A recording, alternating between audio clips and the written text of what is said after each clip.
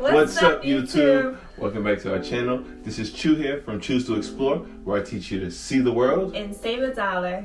I'm a frequent flyer, drone pilot, as well as a travel vlogger. So please be sure to like, comment, and subscribe to check out my other content where I travel all over the world on a budget. So we recently flew with Alaska Air from New York to Portland, Oregon, and we had a layover in Seattle. Now this is our first time flying with Alaska Air, so we wanted to give you our experience. So we're going to touch on a lot of different things in this video in regards to Alaska Airlines, from the different tiers, to baggage, to Wi-Fi, entertainment, legroom, snacks, our whole experience. So please be sure to watch the video to the end and give this a big thumbs up if you find this helpful. So Alaska Airlines offers 3 different tiers. There's Saver, Main, and First Class. And just understanding what these 3 tiers offer gives you a better idea of which tier you should go with. Saver is the most limited and usually the cheapest flight. So if you're booking directly through Alaska, you'll see Saver option there.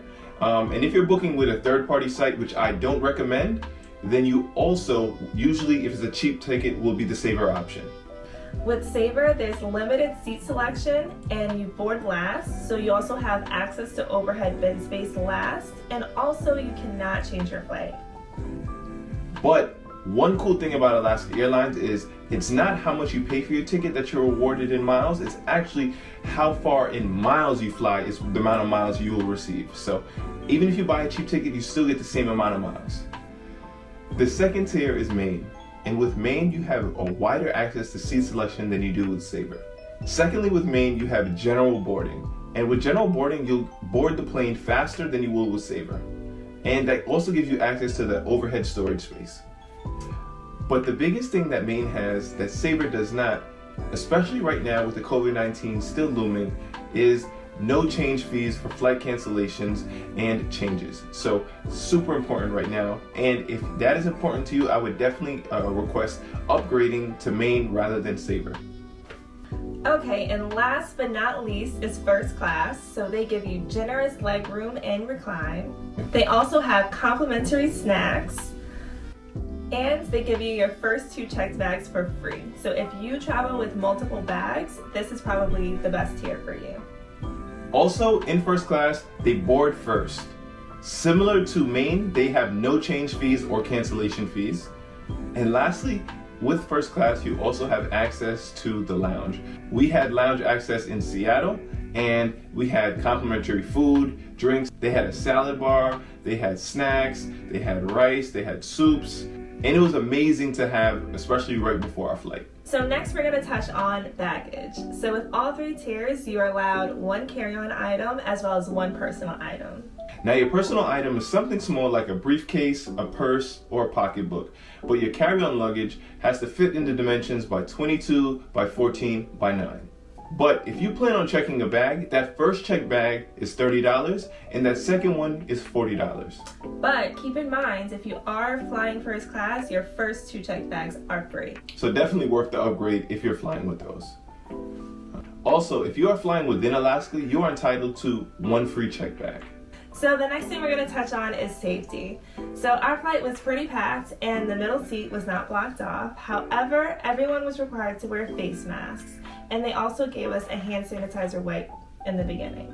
Next thing we're going to talk about are outlets and USB ports. So on our long flight from New York to Seattle, which was 6 hours, they had both USB ports and the outlet. The outlets were universal, so they had US, UK, EU, all different kinds of outlets. But on the short flight from Seattle to Portland, there was no USB ports, but they did have an outlet.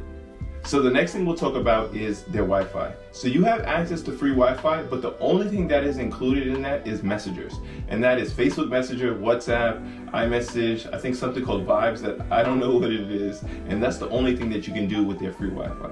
The next thing that they have is 1 hour Wi-Fi, and that was $6.50. And after that, for the whole flight, was $20. Too much for me, but maybe for you, that's good. So next we're going to go into the entertainment. So they actually didn't have screens, but they do offer trays where you can put your phone. So once you are connected to the Wi-Fi, you have access to their onboard entertainment via your cellular phone. Now these include different movies, shows, and flight information. So as far as seats and comfortability, we were in the Saver section in the back, and our seats reclined just like all the other seats, and it was pretty comfortable.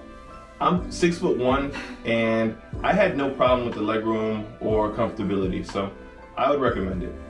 The next thing we'll talk about is food. So we had a 6-hour flight from New York to Seattle, and a meal was not included with our ticket. So if you do want a meal, you will need to reserve it ahead of time, either on the app or online. But we did have free access to snacks and drinks, like Cheez-Its, cookies, soda, water, coffee, and tea. So overall, that was our experience with our 2 flights with Alaska Airlines. So we hope that our experience will help guide your experience with them. So please be sure to like, comment, and subscribe one more time. Absolutely. This is Chu from Choose to Explore, and I'll see you guys on the next one.